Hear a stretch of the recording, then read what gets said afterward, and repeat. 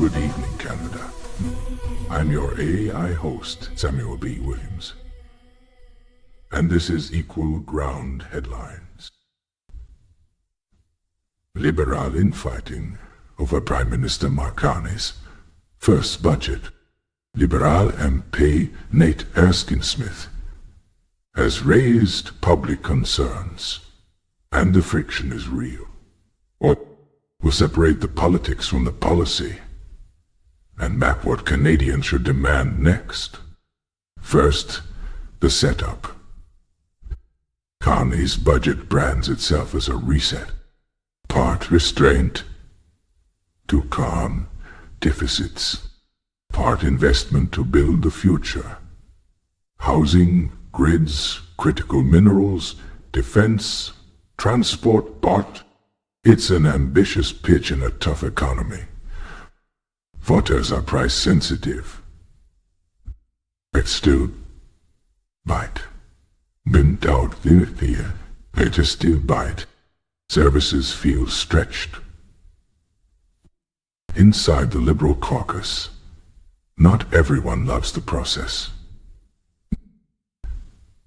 Nate Erskine-Smith has pushed for deeper scrutiny, more committee time, fewer shortcuts. He argues that big plans need bigger transparency, not faster talking points. That's the political headline. Here's the policy core. What the budget says it will do. Control operating costs. Accelerate major projects.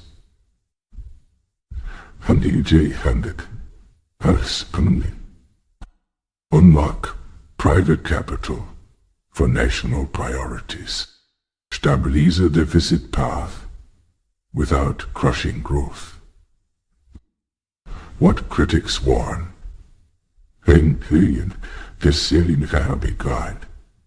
But the deficit band is still wide. Delivery risk is high. And centralizing decisions can weaken oversight, just when accountability matters most. Let's break down the pressure points Canadians actually feel. First, cost of living. Households ask one question. Will my bills go down? And when? If restraint is real, program growth slows. If investment is real, shovels move quickly. If neither shows up on time, the budget becomes a brochure. So, housing, announcements aren't keys. Canada needs faster permits, more skilled trades, and infrastructure hookups that match density. If you promise rentals, show completions, not just starts. If you promise student seats, show beds on campus, not in the general market. 3. Major projects, fast lane, grids, corridors, ports, defense plants. All need speed, but speed without guardrails becomes a blank check. Good governance means independent reviews, published cost-benefit analysis, and clear Indigenous consultation timelines with visible outcomes. 4. Parliament's role. Time allocation and closure motions are tempting in a minority house, but they carry a cost. Weaker scrutiny and weaker buy-in. Erskine-Smith's stance is simple. Do the work in daylight, not in a rush. Equal-handed critique now. Praise and pressure where due. To Prime Minister Carney and Finance. Your narrative is coherent. Build what matters, trim what doesn't. Now prove it with receipts. Publish quarterly dashboards. Operating spend, says plan. Deficit track versus targeted project milestones by corridor and region. Contract signed, not just announced. Housing permits, starts, completions, hookups. If targets slip, explain it in public. Fix it in public. Own the timeline. Two liberal caucus critics like Erskine-Smith. Procedure matters because Canadians pay the bill. Keep pushing for open committee hours, clause-by-clause scrutiny, and readable impact notes. Pair critique with concrete amendments. Mandatory project scorecards. Automatic disclosure of cost overruns. Independent audits at set thresholds. Medium penalties for missed delivery windows. To the opposition. Maybe if you don't like the budget, show the spreadsheet. The items you'd cut. Projects you'd keep. Household relief inside 6-12 months. A slogan isn't a plan. What should Canadians demand over the next 180 days? A budget delivery dashboard. Monthly. A new deficit part. This plan. And departmental operating spend versus targets. Is my own project status. Permits issued, contracts signed, construction start, % complete. Housing metrics by region.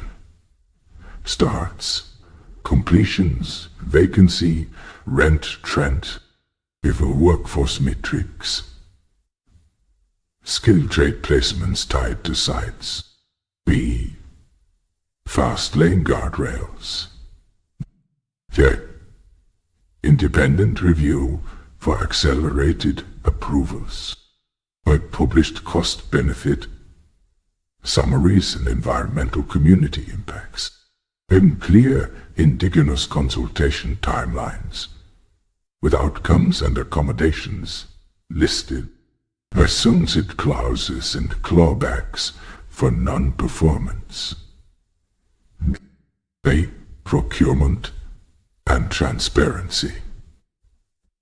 Your open, competitive tenders for big mandates. But your public fee structures and performance penalties.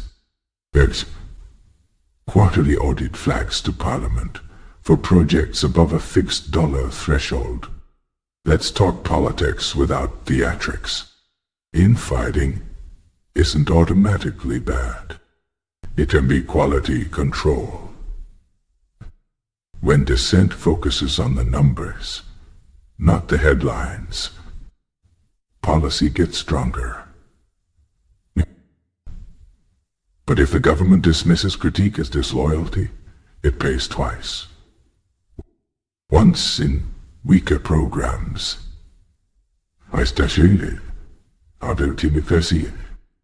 Again at the ballot box. For Erskine-Smith, the test is constructive rigor. Raise concerns and attach fixes. For Carney's team, the test is measurable delivery. Own the timelines and hit them. Now, a rapid-fire look at the core files the budget claims to move. Housing. Permit clocks with teeth. Standardized designs to cut months off approvals. Financing that rewards completions, not announcements. Campus beds to new seats. Energy and grids. Entity contracts signed, not studied. Transmission routes mapped with community agreements up front. Manufacturing and storage scaled where power actually flows. Trade and resilience. Export diversification milestones with real purchase orders. Domestic capacity where bottlenecks hurt. Not just where ribbon cuttings look good. Defense and supply chains. Predictable multi-year orders so factories invest in people and equipment. Outcome, parts on shelves and lines that can surge. Services and operations. Operating cuts that protect frontline delivery. Waste trimmed without sandbagging approvals. Back to the caucus rift for a moment.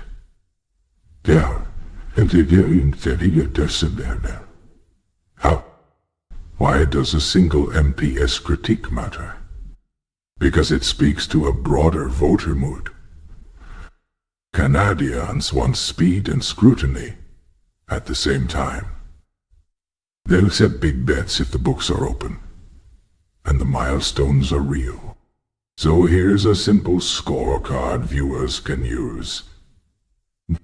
In 90 days. 1. Courtesy and sales. I'm not saying got pushing the man. Car. Are permit times falling in the top 10 metros?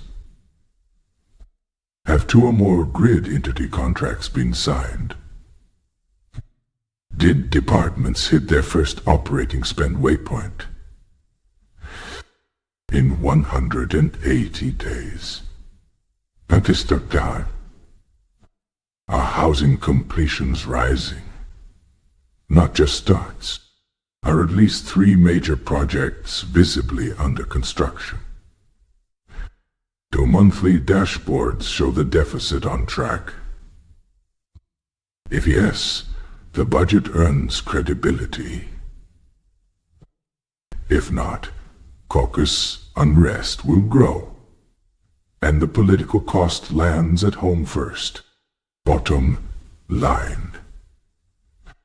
A consequential budget needs both speed and scrutiny.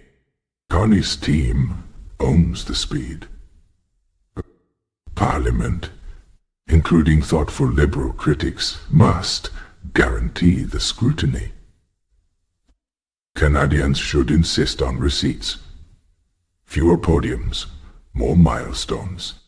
I'm Samuel B. Williams. This is Equal Ground Headlines. We don't take sides. We explain them.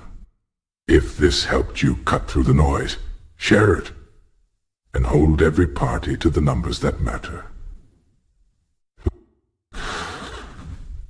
Good night, Canada. We'll see you tomorrow.